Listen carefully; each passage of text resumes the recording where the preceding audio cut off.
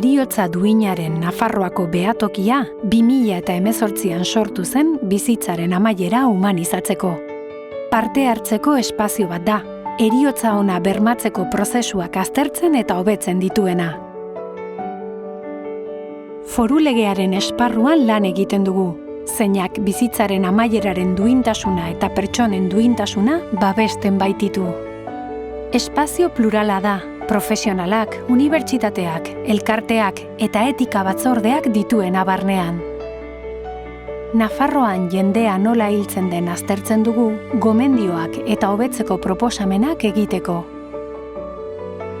Osasun langileendako prestakuntza proposatzen dugu, balioak, gomendioak eta indarreko araudian zehaztutako betebeharrak ezagut ditzaten.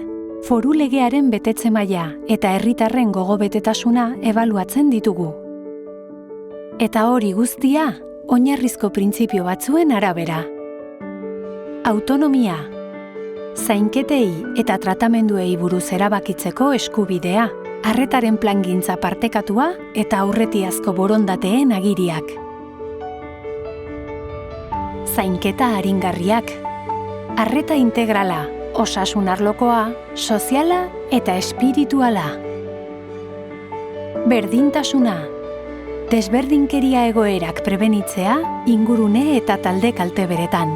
Eta eutanasia eskatzeko eskubidea defendatzea, legearen arabera eskakizunak betetzen dituztenendako. Ezagutu gehiago gure webgunean.